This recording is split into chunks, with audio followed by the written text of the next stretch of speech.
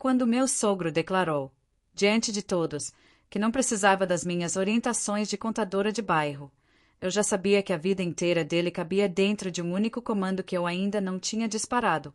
Ele ergueu a taça de vinho como quem exibe um troféu, soltou aquela risada forte que preenchia o ambiente e repetiu, encarando-me com um brilho de deboche. Lívia, minha filha, fica tranquila. Aqui a gente trabalha com um profissional de verdade, gente formada na FGV. Não precisamos dessas suas contas de microempreendedora, não. A mesa inteira acompanhou a risada. Uma risada educada, ensaiada, que sempre vinha no momento exato, nunca pelo humor, sempre pela hierarquia.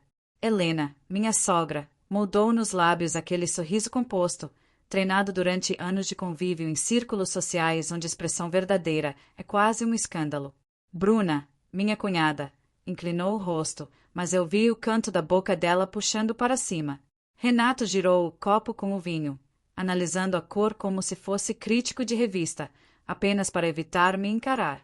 E Caio, o homem que eu prometi amar, fez o que ele fazia desde sempre, enfiou o olhar no prato e se escondeu atrás do silêncio. A covardia, quando a gente conhece, tem sempre o mesmo cheiro, o de quem percebe o que está acontecendo, mas finge que não vê.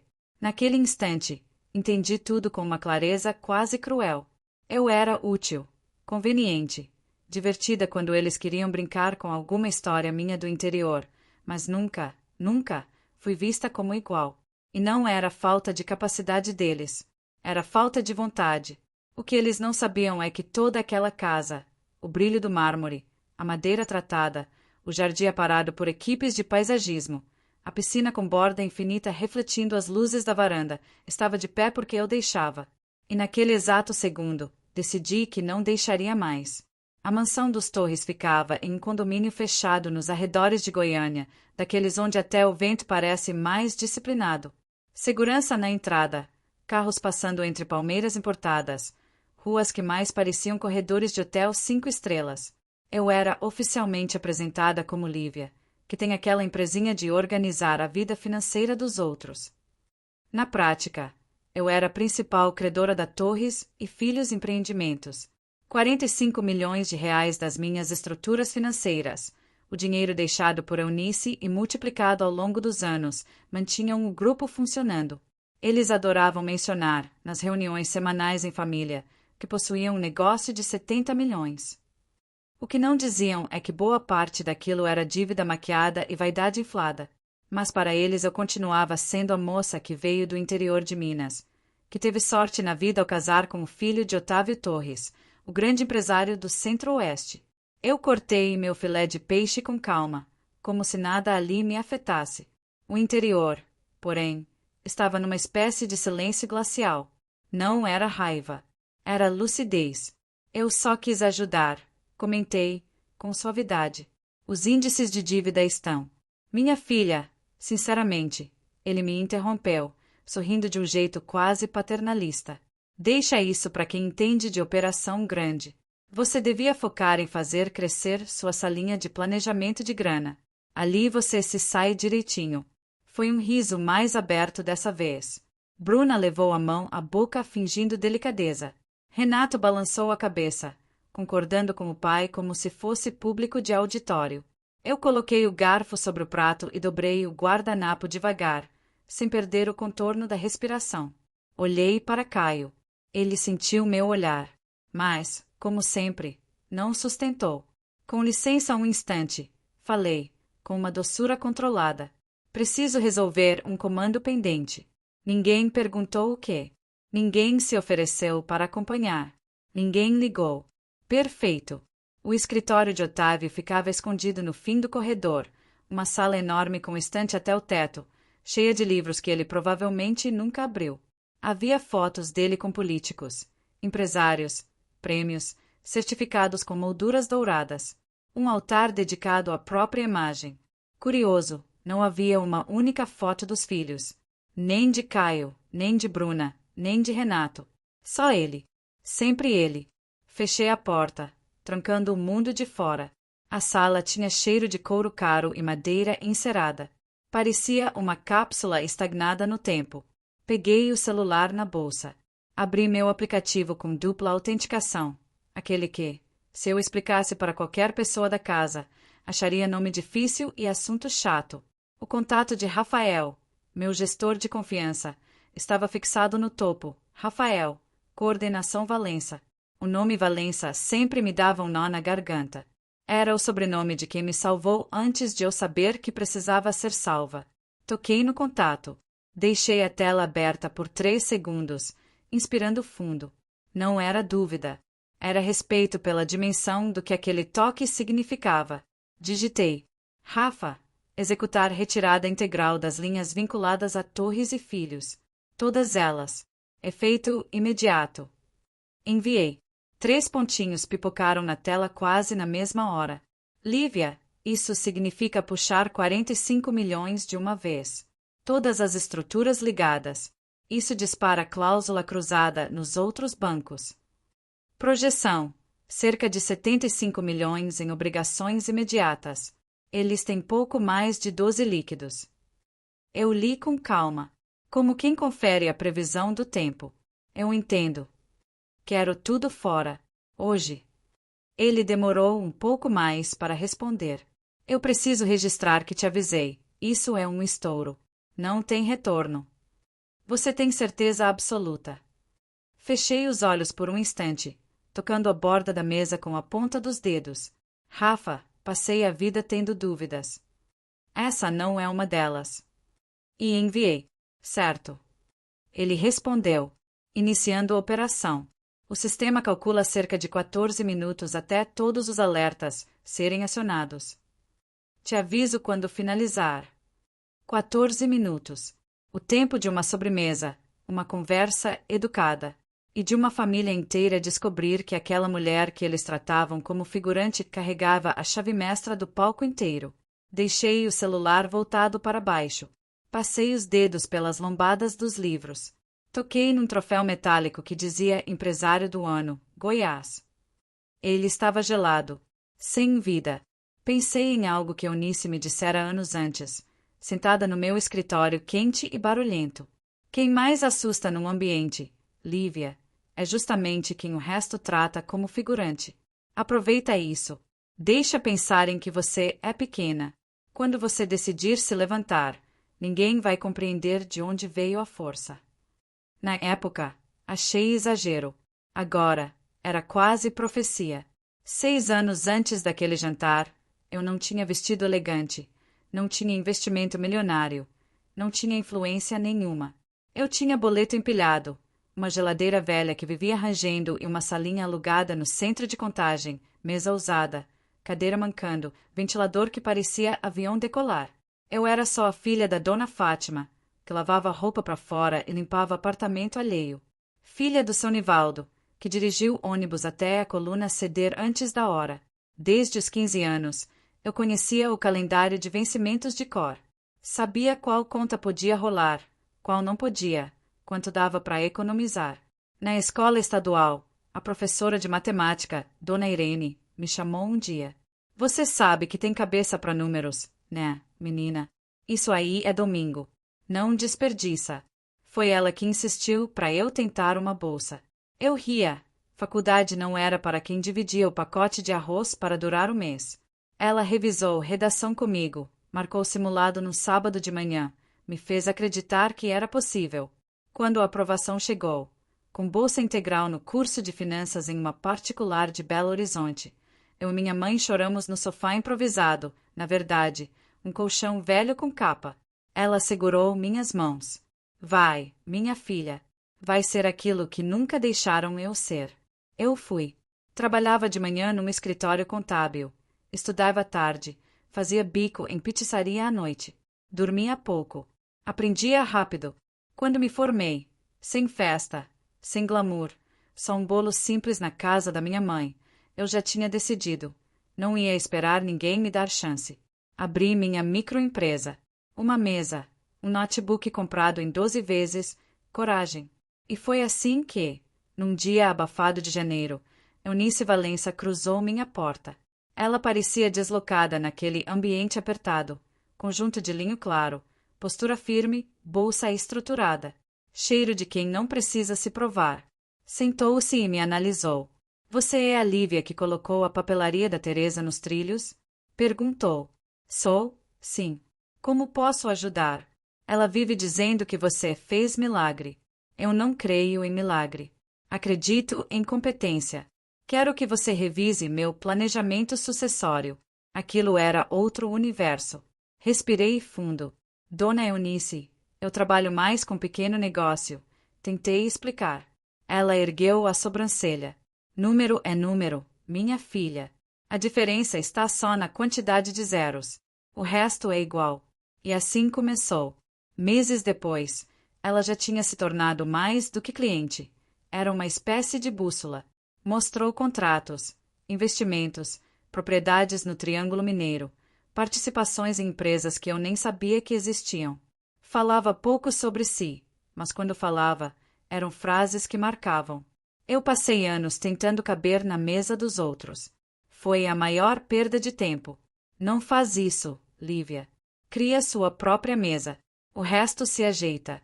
3 anos depois, quando o câncer apareceu, ela me chamou no hospital. Entregou-me uma pasta azul e uma carta escrita à mão. O que estava ali dentro mudou minha vida. O que ela chamou de fundo de guerra, 80 milhões organizados em estruturas invisíveis, todas blindadas, todas prontas para serem usadas quando eu quisesse erguer meu próprio mundo. Não viva tentando provar que merece ficar. Escolha onde quer ficar. Quando ela faleceu, eu reestruturei tudo com Rafael e criei o Instituto Valência de Investimentos, discreto, silencioso, estratégico. Eu queria paz. Até Caio aparecer. Conheci Caio numa noite quente em Belo Horizonte, numa festa beneficente em um clube da Pampulha. Eu só estava lá porque um cliente me deu o convite. Cheguei com vestido comprado em promoção, cabelo preso correndo, sandália apertando o calcanhar. Me senti deslocada até no ar que respirava. Ele se aproximou com água com gás, sorrindo com sinceridade. Você tá com a mesma expressão que eu faço quando me chamam para velório de parente distante. Aquela cara de, o que estou fazendo aqui? Eu ri, apesar da vergonha. É mais ou menos isso. Ele se apresentou. Não perguntou de onde eu era. Quis saber o que eu fazia, mas não com superioridade. Com interesse real. Eu falei do meu trabalho de organizar a vida do dinheiro das pessoas, da minha microempresa. Não mencionei o Instituto Valença, nem os investimentos. Queria ver se alguém conseguiria me olhar sem esperar nada em troca. Namoramos rápido. Casamos mais rápido ainda. E eu mantive silêncio sobre a herança, achando que fazia a coisa certa. Só hoje eu sei que aquele silêncio era o prenúncio de um futuro disposto a desabar. O celular vibrou dentro da bolsa. Rafael. Operação concluída. Notificações enviadas. Em 12 minutos, o estouro começa. Guardei o telefone. Ajeitei o vestido. Confira o reflexo borrado do batom no vidro. E voltei para a sala de jantar. A sobremesa tinha acabado de chegar. Helena falava de quinquilharias de decoração. Bruna comentava viagens. Renato ria de histórias rasas. Caio fingia normalidade. Resolveu? Ele perguntou baixinho. Resolvido. Sorri. E comecei a contar os minutos. 11, 10, 9. Pela primeira vez naquela casa, eu não era pequena. Eu era, finalmente, quem eu sempre fui, e quem eles jamais imaginaram que precisavam temer. O 12º minuto chegou sem cerimônia. Eu ainda estava sentada à mesa quando o celular de Otávio, largado ao lado do prato dele, começou a vibrar de um jeito estranho, insistente, quase nervoso. Ele olhou de relance, achando que era alguma banalidade. Mas, quando leu a primeira notificação, o sorriso dele se quebrou no meio. A taça tremeu na mão dele, como assim retirada total. Murmurou, franzindo o senho, como se estivesse vendo outra língua. Helena parou de cortar a sobremesa. Bruna endireitou a postura na cadeira. Renato, que sempre fingia desinteresse por tudo, levantou o olhar imediatamente. Do meu lado, Caio se remexeu na cadeira. Ele não sabia por quê, mas sentiu. Sentiu que alguma coisa tinha acontecido e que essa coisa tinha a ver comigo. A segunda notificação chegou. Depois a terceira. Depois a quarta, com um som mais alto. Otávio levantou de um salto. O que é isso? Ele disse, a voz fugindo do controle. Isso só pode estar errado. Ele já estava caminhando para fora da sala, celular no ouvido, repetindo. Não, não, isso não existe. Isso não existe. Verifica de novo. Eu disse para verificar. A porta fechou atrás dele com força. A mesa ficou em silêncio. Um silêncio pesado, que parecia puxar o ar do ambiente. Helena pousou o garfo devagar, como se tivesse medo de estilhaçar o prato. O que será que houve? Murmurou. Renato levantou as sobrancelhas, tentando disfarçar o pânico com arrogância. Deve ser alarme falso. Sistema dá bug às vezes. Bruna apertou a borda da cadeira. Caio, finalmente, olhou para mim. E pela primeira vez desde que nos casamos, ele pareceu realmente enxergar algo que antes ignorava. Lívia, você sabe de alguma coisa. Minhas palavras vieram suaves, quase indiferentes. Imagino que vocês descubram em alguns minutos. Ele empalideceu. Otávio voltou tão rápido que nem deu tempo de ninguém respirar direito. Estava sem cor, sem eixo, sem ar. Quem controla a Valença? Ele perguntou, como se cuspisse as palavras. Quem controla aquela estrutura? Tropeçou na frase, ainda tentando entender o que tinha acontecido. As mãos tremiam. Eu coloquei delicadamente a colher sobre o prato. Olhei nos olhos dele e disse, com a calma que sempre confundia quem achava que eu era pequena demais.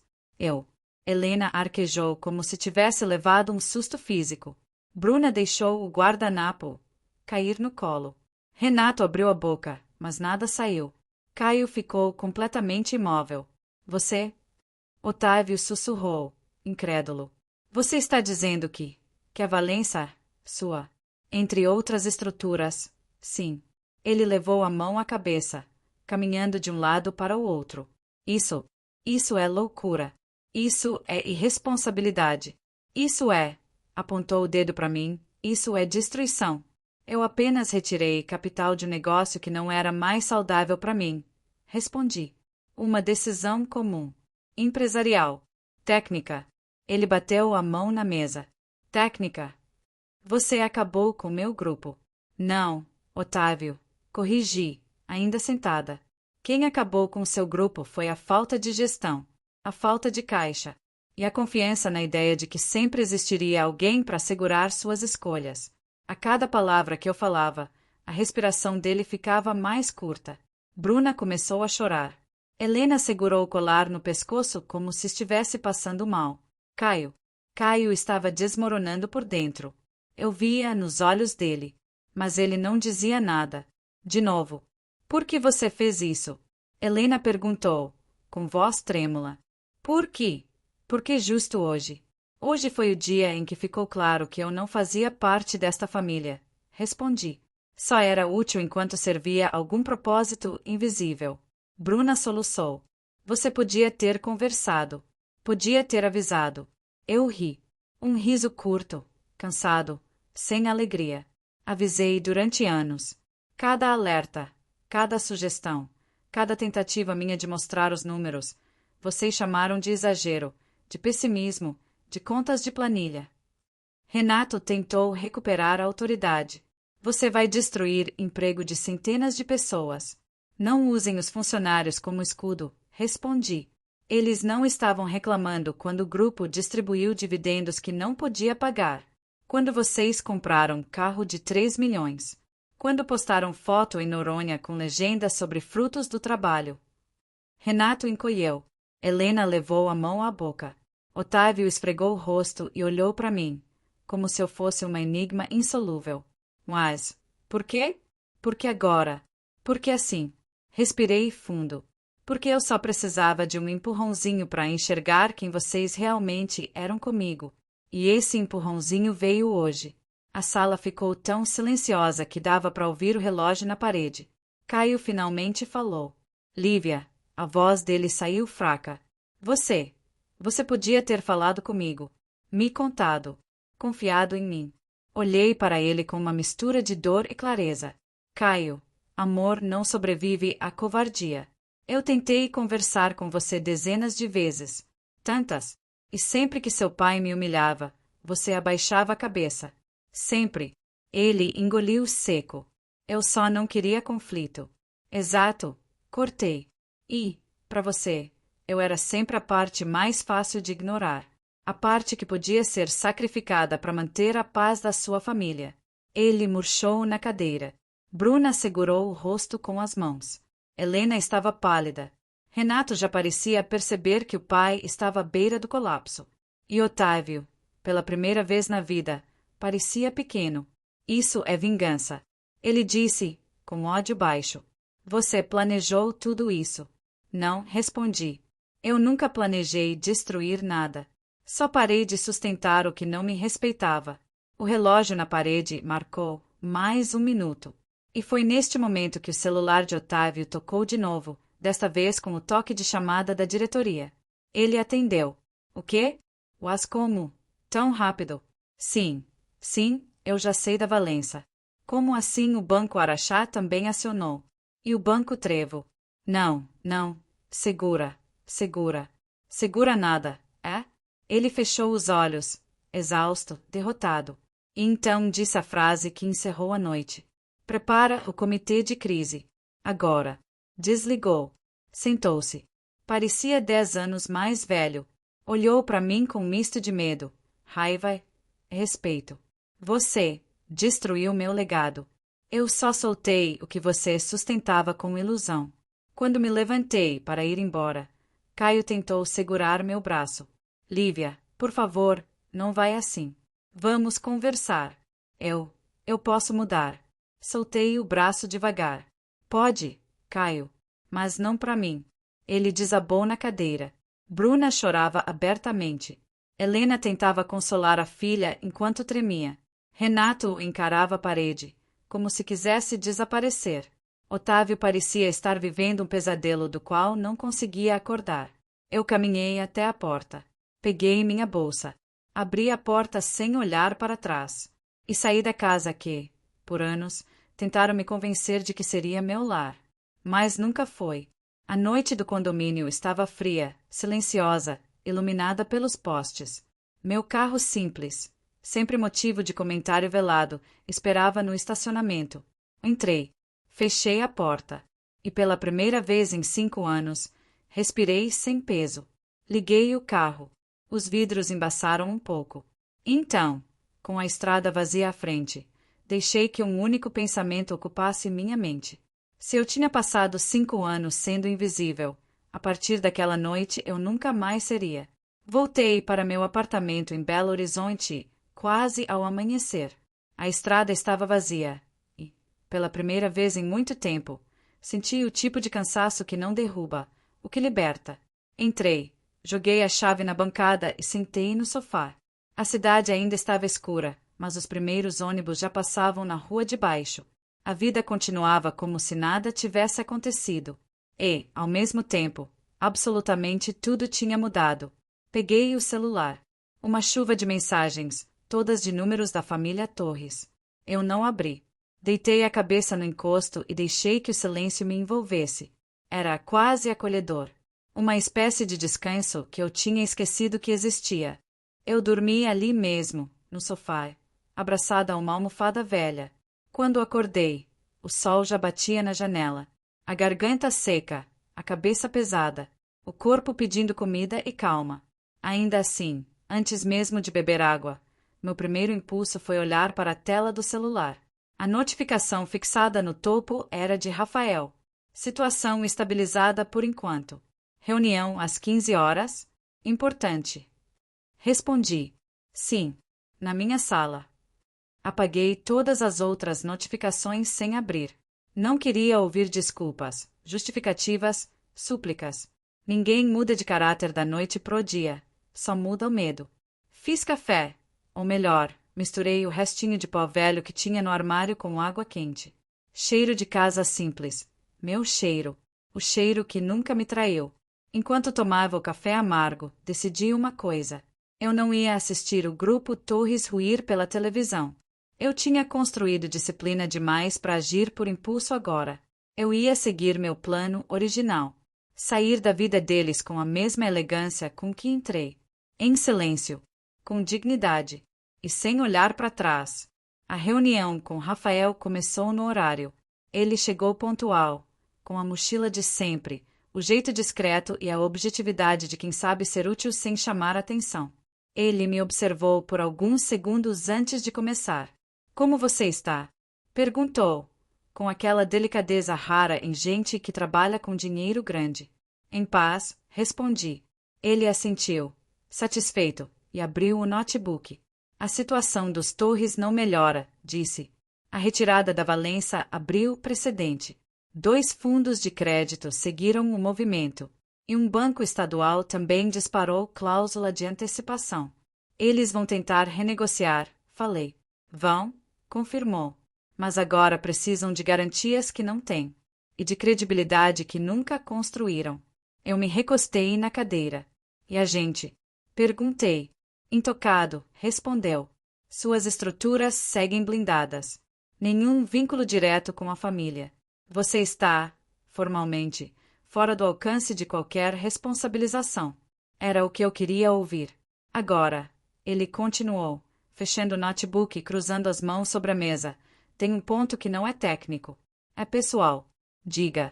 Caio quer falar com você. Minha pulsação nem alterou. Eu imaginava. Ele me enviou mensagem, acrescentou. Pediu meu número a um colega do setor bancário. Disse que precisa te ver só 10 minutos. Eu respirei fundo. Rafael, falei, com calma. Eu não vou voltar para um lugar onde precise implorar para ser vista. Ele me olhou com respeito. E, sem dizer mais nada, apagou a notificação. À noite, recebi outra mensagem inesperada. Desta vez, de um número que eu não tinha salvo, mas reconheci na hora. Bruna. Lívia, por favor. Meu pai está passando mal. A empresa está em colapso. O Caio está desesperado. Você pode ao menos falar com ele. A velha Lívia, a que se sentia responsável pelo bem-estar de todos, teria atendido. Mas aquela versão morreu na noite do condomínio. Respondi apenas. Espero que vocês encontrem força em família. É tudo que posso desejar. E silenciei o número. 2 dias depois, na sexta-feira, eu saí cedo para caminhar. Meus passos me levaram, sem que eu percebesse, até a praça perto da pizzaria onde eu trabalhava na época da faculdade. A praça ainda tinha as árvores baixas, o piso rachado e o cheiro de pão vindo da padaria da esquina. Ali, embaixo daquela mesma árvore onde eu esperava ônibus para o turno da noite, eu percebi uma coisa que nunca tinha percebido. Eu estava sozinha, mas pela primeira vez não me sentia só. Era estranho, libertador, forte. Sentei num banco. Olhei o movimento da rua, as pessoas carregando sacolas, mães com crianças uniformizadas, um rapaz entregando panfletos. Gente comum. Gente que nunca saberia da guerra financeira que eu tinha causado. E, por algum motivo, isso me deu uma sensação de paz enorme. Respirei fundo. A brisa de final de tarde bagunçou meu cabelo. Uma criança passou correndo e me sorriu sem motivo. Eu sorri de volta. E foi nesse momento, exatamente nesse, que meu celular tocou. Dessa vez, não era a família Torres. Não era Rafael. Não era ninguém que eu tivesse apagado da minha vida. O nome na tela fez meu coração apertar por um segundo. Dona Marlene, diretora da ONG onde eu fazia consultorias voluntárias. Atendi na hora. Lívia. A voz dela tinha aquela mistura de cansaço e urgência que eu conhecia bem. Você pode vir aqui? É importante. Muito importante. Aconteceu algo. Apareceram 3 mulheres pedindo ajuda. Todas com histórias pesadas. Uma delas está em situação de risco real. E ela respirou. Eu acho que você é a única que pode orientar essa parte financeira e jurídica sem medo. Eu olhei para o céu, que começava a ficar rosado, e senti algo dentro de mim, como se uma porta se abrisse. Porque era verdade. Eu podia. Eu sabia como. E, mais importante, eu queria. Estou indo, respondi, levantando do banco. Chego em 15 minutos. Obrigada, minha filha. A voz dela saiu aliviada. Você não tem ideia do quanto isso significa. Mas eu tinha. Eu sabia. Ali, naquele fim de tarde simples, percebi. Eu não perdi nada. Eu só saí de um lugar onde eu nunca deveria ter estado. E agora, finalmente, estava voltando para onde fazia sentido. Quando cheguei à ONG, a porta estava entreaberta e a voz da dona Marlene ecoava lá de dentro, tentando manter calma onde já não havia calma nenhuma. A sala era simples. Cadeiras de plástico, ventilador girando preguiçoso, cheiro de desinfetante misturado com café fresco. Mas havia algo ali que eu não via há muito tempo. Urgência humana. Daquelas que não pedem educação, não pedem hora marcada, não pedem permissão. Assim que entrei, 3 mulheres estavam sentadas lado a lado, cada uma segurando um tipo de dor diferente no rosto. Dona Marlene caminhou até mim com passos rápidos. Graças a Deus, Lívia, ela sussurrou, segurando meu braço. Eu não sabia mais o que fazer. Eu sorri de leve, tentando trazer algum chão. Vamos resolver juntas. Me conta. Ela respirou fundo e apontou para as 3 mulheres. A primeira era jovem, no máximo 26 anos, olhos inchados, camiseta larga, cabelo preso de qualquer jeito, como quem saiu de casa às pressas. A segunda, de uns 40, tinha postura rígida, mas as mãos tremiam. A terceira era bem mais velha, talvez perto de 60, com um olhar tão doce quanto cansado. Elas vieram hoje, explicou Marlene, baixando o tom. As 3, do nada, cada uma com uma história diferente, mas todas vivendo algum tipo de sufoco financeiro e emocional que está fugindo do controle. A mais nova olhou para mim. A senhora é a tal da Lívia? Perguntou, com uma voz fina, quase infantil. Eu me sentei na frente delas. Sou sim. Vamos com calma. Me contém do começo. A primeira a falar foi a jovem. Chamava-se Jéssica. A voz dela tremia. Eu achava que estava tudo sob controle. Eu trabalho em salão. Faço unha, depilação. Mas meu ex pegou meu nome emprestado. Disse que era só para comprar umas coisas pro trabalho dele. Ela engoliu seco. E agora estão me cobrando dívida que eu nem sabia que existia. Eu ganho por semana. Não dou conta nem de pagar metade. Só pela postura dela dava para ver. Não era só dívida. Era medo. Eu fiz algumas perguntas técnicas, pedindo calma, anotando tudo, valores, datas, tipo de contrato. Depois foi a vez da mulher de 40, Iris. Eu tenho um pequeno restaurante, disse, mas perdi movimento depois da pandemia. Renegociei com o banco 5 vezes. Eles estão ameaçando tomar todos os equipamentos. Meu filho trabalha comigo. Se fechar, ele fica sem renda também. Ela respirava com dificuldade, como se falar do próprio negócio fosse falar de um filho doente. A terceira, a mais velha, Dona Zoraide, falava mais devagar, mas com firmeza. Eu cuido da minha neta sozinha. Minha filha se perdeu no caminho. Ela olhou para o chão, e eu entendi sem que ela precisasse explicar. Eu recebo uma pensão pequena, muito pequena. A menina precisa de tratamento. Eu tentei fazer empréstimo, mas me enganaram. Colocaram um monte de coisa que eu não pedi. Agora descontam tudo do meu benefício. Quase não sobra para comer. Quando ela terminou, os olhos estavam cheios d'água. Ela não chorou. Mulheres como ela aprendem desde cedo a engolir o choro. Eu respirei fundo. Vamos resolver, falei. Uma de cada vez. Vocês não vão passar por isso sozinhas. Ali, naquela sala apertada, com aquelas 3 mulheres me olhando como se eu fosse a última chance delas, eu senti um peso diferente do de qualquer contrato milionário que eu já tinha tocado. Era um peso bom. Peso de propósito. Passei a tarde inteira com elas. Com Jéssica, revisamos contrato por contrato. Ela tinha sido enganada numa operação de crédito rápido, dessas que parecem solução, mas são uma armadilha. Expliquei os abusos, as ilegalidades, o que podia ser contestado. Quando terminei, ela estava chorando, não de desespero, mas de alívio. Eu achei que ia perder tudo, disse, enxugando o rosto com a manga da blusa. Você não vai, respondi. E, se perder, a gente reconstrói. Do jeito certo. Com Iris, Redesenhamos o fluxo de caixa do restaurante. Tracei estratégia. Cortei tudo que era drenagem. Organizei dívidas por ordem de impacto. Cada vez que eu mostrava uma solução, ela fechava os olhos, como se estivesse recebendo ar depois de muito tempo submersa. Se alguém tivesse me explicado isso antes, murmurou. Antes ninguém quis explicar, respondi. Agora vai dar certo. Com Dona Zoraide, o caso era mais delicado. Havia abuso claro no contrato. Expliquei cada cláusula fraudulenta, cada taxa indevida. A mão dela tremia. Eu achei que era culpa minha, disse baixinho. Que eu que não sabia mexer com essas coisas. Meu coração apertou. Não, Dona Zoraide. A culpa nunca é de quem tenta sobreviver.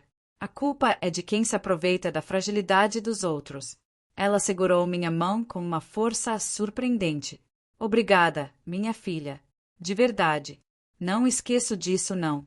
Quando terminei, já era noite. A ONG estava quase vazia, só a luz amarela da recepção ainda acesa. Dona Marlene me acompanhou até a porta. Lívia, ela disse, segurando meu antebraço. Você percebeu, né? O quê? Ela sorriu, mas era um sorriso triste e bonito ao mesmo tempo. Que você tem um domingo. Não é só saber de números. É saber ver gente. Fiquei em silêncio. Aquela frase me atravessou. Não sei se é dom, respondi. Eu sei, ela rebateu. E você também sabe. Só tinha esquecido. Fiquei ali, parada na porta, olhando para a rua escura e silenciosa, com a brisa quente batendo no rosto. Então percebi uma coisa importante. A justiça que eu fiz na casa dos Torres era apenas um tipo de justiça. A que eu ia fazer dali para frente era outra, muito maior. Eu não destruí nada naquela família. Eu apenas cortei o fio que me prendia a um lugar onde eu nunca fui vista. Mas ali, naquela ONG simples, naquela sala quente e cheia de histórias, ali, sim, pela primeira vez em anos, eu me senti viva. Enquanto eu fechava a porta atrás de mim, senti profundamente que aquilo era só o começo. Os dias seguintes correram numa calma estranha. Eu acordava cedo, tomava meu café amargo, respondia mensagens da ONG, atendia comerciantes pequenos, revisava contratos abusivos, elaborava planos que, anos antes, ninguém teria confiado às minhas mãos. Aos poucos, eu sentia uma coisa que nunca tinha sentido nos anos com os Torres. Pertencimento, utilidade, vida real. Era como se eu finalmente tivesse voltado para o eixo do qual tinha sido arrancada quando entrei naquela família de gente que vivia de aparência. Mas paz verdadeira nunca chega sozinha. Ela sempre traz uma sombra atrás. E a minha chegou numa terça-feira à tarde. Eu estava reorganizando uma pilha de documentos no meu escritório quando o interfone tocou. Dona Lívia, tem um rapaz aqui. Diz que é conhecido da senhora. Nome? Caio. Meu coração não acelerou, não congelou, não tremeu. Apenas mudou de ritmo. Como alguém que reconhece uma música que já não significa nada. Pensei em mandar ele embora. Pensei em não atendê-lo nunca mais. Mas parte de mim sabia que, se eu não fechasse essa porta agora, ela ficaria batendo pelo resto da vida. Respirei fundo. Pode mandar subir. Quando ele entrou na sala, não era o Caio que eu conheci na festa da Pampulha, nem o Caio que fugia do olhar do pai, nem o Caio elegante, seguro, sempre perfumado. Era outro homem, pálido, cansado, com olheiras profundas. Oi, Lívia, disse ele, num fio de voz. Oi, Caio. Ele olhou ao redor, como quem procura um chão onde se apoiar. Você realmente está bem? Estou, respondi, simples. E você? Ele riu sem humor. Não muito. Silêncio. Ele se sentou sem eu oferecer cadeira. Apoiei as mãos sobre a mesa, firme. Caio, por que você veio? Ele abriu a boca e fechou de novo, como se estivesse tentando encontrar a versão menos humilhante da verdade. A família está se desintegrando, disse enfim. Meu pai, ele mal dorme. Minha mãe está desesperada. Minha irmã não sai do quarto. E eu? Ele me olhou de um jeito que eu conhecia bem. Eu só queria entender como chegamos aqui. Eu inclinei suavemente a cabeça. Nós? Ou você? Ele fechou os olhos, como se a pergunta doesse. Lívia, eu sei que errei. Sei que falhei com você. Sei que te deixei sozinha em situações que eu deveria ter te protegido. Não precisava me proteger, corrigi. Só precisava ficar ao meu lado. Ele respirou fundo. Eu sei. E eu não fiz isso. Mas eu queria tentar consertar. Pelo menos conversar. Pelo menos. Ele hesitou. Pelo menos te pedir perdão. Aquilo não me emocionou. Não me quebrou. Não me trouxe alívio. Me trouxe clareza. Clareza de que, durante anos, eu tinha confundido gentileza com amor. Ausência de conflito com paz. Silêncio com segurança. Mas Caio nunca foi ausente porque era calmo. Ele era ausente porque era fraco. E agora que tudo estava desmoronando, ele queria voltar. Não por mim, mas por tudo que eu representava. Estabilidade, responsabilidade, maturidade. Eu falei com suavidade, sem crueldade. Caio, você quer meu perdão porque sua vida está de cabeça para baixo. Não porque entende o que me fez. Ele tentou protestar. Não é isso. É assim, interrompi. E tá tudo bem admitir. Você foi criado numa família onde pedir desculpas era fraqueza. Onde todo mundo vivia para manter a imagem. Você jamais ia aprender a lidar com a realidade de alguém como eu. Ele passou a mão no rosto, cansado. Eu sinto saudade de você, Lívia. Você sente saudade da mulher que te sustentava sem você perceber, respondi. Da que resolvia suas crises, apagava seus incêndios, segurava seu emocional. Mas você nunca soube quem eu era de verdade. E nunca tentou saber. Ele engoliu seco.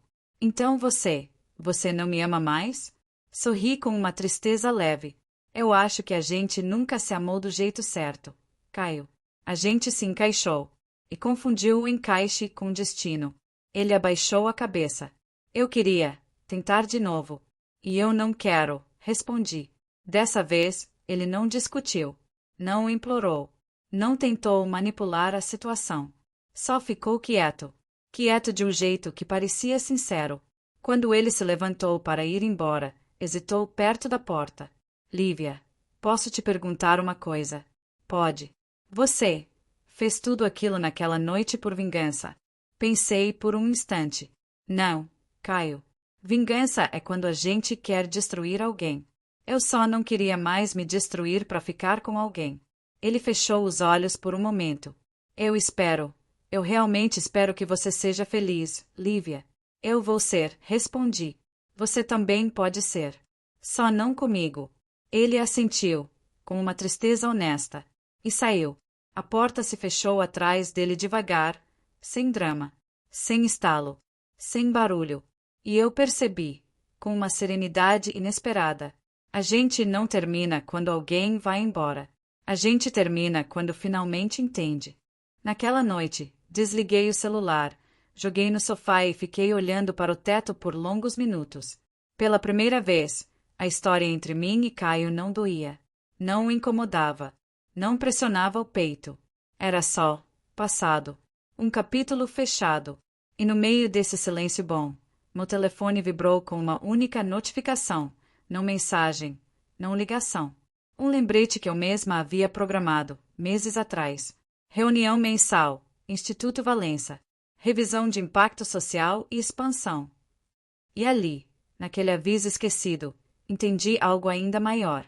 A minha vida não estava colapsando. Ela estava começando a crescer. No eixo certo.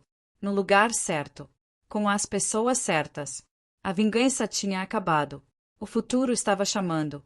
A reunião do Instituto Valença estava marcada para uma tarde de sábado, numa dessas salas discretas de coworking que ninguém presta atenção, e era exatamente assim que eu queria que tudo fosse: silencioso, eficiente, invisível aos olhos errados. Passei a manhã preparando relatórios, revisando projeções, estudando novos pedidos de apoio. Mas, pela primeira vez, eu fazia tudo isso com uma sensação que não sentia há anos. Leveza. Como se alguém tivesse tirado uma mochila de pedras das minhas costas. Quando cheguei ao prédio, Rafael já estava lá, arrumando os slides, organizando a mesa e revisando dados com aquele jeito concentrado e calmo que sempre me inspirou confiança. Pronta? Ele perguntou. Agora mais do que nunca. Ele sorriu, e começamos. A reunião não tinha nada de glamouroso.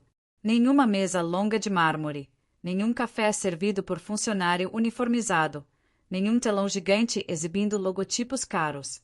Era tudo simples. 2 mesas juntadas, projeção com luz meio torta, cadeiras de plástico acolchoado. Mas ali havia algo que faltava profundamente no mundo dos Torres. Propósito. Nos últimos meses, o Instituto tinha crescido silenciosamente. Não em número de zeros. Isso sempre foi o menos importante. Mas em impacto. Ajudávamos microempreendedoras endividadas, mulheres em processo de separação sem suporte, pessoas que tinham sido enganadas por contratos abusivos, idosas que perdiam metade da renda em golpes. Rafael apresentou os dados com precisão. 123 atendimentos realizados.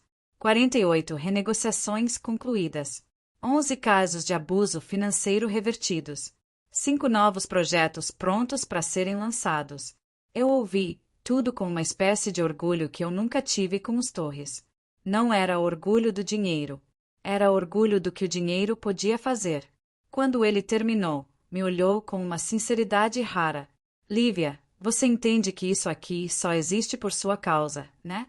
Balancei a cabeça, desconfortável. Não, Rafael. Isso existe porque alguém começou antes de mim. Eunice Valença. A mulher que acreditou no meu potencial quando eu mal acreditava no meu nome no crachá. Senti um aperto no peito, mas foi um aperto bonito. Daqueles que não doem, lembram? Ela estaria orgulhosa, disse Rafael. E eu soube, no fundo, que estaria mesmo. Ao final da reunião, descemos juntos para o térreo. O sol já se escondia atrás dos prédios, e a cidade tinha aquele cheiro de sábado preguiçoso, comida na rua, risadas das varandas, passos de quem volta para casa. Rafael parou comigo na calçada. Você está diferente, sabia? Diferente como? Mais presente, mais inteira. Antes você parecia estar sempre um pouco longe, como quem tenta se encolher para caber em algum lugar. Eu ri. Eu tentei caber na vida dos outros por tempo demais. E agora? Olhei para o movimento da rua, as luzes acendendo devagar, a vida simples passando sem pretensão. Agora eu construo a minha. Ele sorriu de canto, com um brilho calmo. E se você precisar de alguém do lado, sabe que tem. Eu fui pegar minha chave do carro quando percebi algo estranho. Uma sensação leve, inesperada, quase adolescente. Era o tipo de sensação que eu achava que tinha perdido. Mas não era sobre o Rafael. Não era sobre romance. Não era sobre homem nenhum. Era sobre mim. Eu estava voltando para mim. Pela primeira vez em anos, eu não era sombra. Não era apoio. Não era escudo. Não era sustento de família alheia. Eu era protagonista da minha vida. E isso era tão novo que dava até um certo medo, mas um medo bom, que empurra para frente. No domingo de manhã, voltei à ONG. Tinha prometido acompanhar o caso da Jéssica pessoalmente. Quando entrei, ela estava lá, cabelo arrumado, roupa limpa, olhar mais firme. Deu certo, Dona Lívia, disse ela, com um sorriso tímido. Cancelaram as taxas abusivas. E eu consegui respirar de novo. Senti uma alegria limpa, simples, quase infantil. Tô orgulhosa de você, respondi. Agora começa a parte boa, construir. Ela me abraçou. Um abraço sincero, quente, daqueles que não se pede. Acontece. Depois encontrei Iris, que trouxe pão de queijo do restaurante. E Dona Zoraide, que me mostrou, com brilho nos olhos, a nova carteirinha de benefício corrigido. Cada uma delas tinha uma vitória pequena, mas eram vitórias que mudavam vidas inteiras. E eu entendi. Era isso. Era exatamente isso que eu queria fazer. Era para isso que a vida tinha me preparado. Não para salvar homens. Não para sustentar legados de barro. Não para agradar famílias que nunca me enxergaram. Mas para erguer mulheres esquecidas. Para devolver dignidade. Para mostrar caminhos onde antes só havia medo. No fim do dia, sentei no banco em frente à ONG. O sol estava laranja, quase dourado. As pessoas passavam apressadas. Carros buzinavam. Um cachorro corria solto atrás de uma criança. E tudo parecia tão vivo, tão acessível, tão meu, que meus olhos encheram d'água. Foi nesse momento que percebi. Eu não era a mulher que saiu da casa dos Torres. Eu era a mulher que voltou para si. E a vingança, que antes parecia o fim da história, era só o primeiro capítulo. Porque o verdadeiro poder não era derrubar um império. Era construir um mundo em que eu, e tantas outras, pudéssemos viver sem medo. Eu respirei fundo, fechei os olhos por um segundo, e deixei que a brisa quente de Belo Horizonte tocasse meu rosto. E então sorri. Um sorriso cheio, inteiro, meu. Porque eu sabia. O que vem agora não é retaliação. Não é dor. Não é perda. É recomeço. É força. É futuro. A história que eu tinha vivido até aqui. Era só o prólogo. O livro de verdade estava começando agora.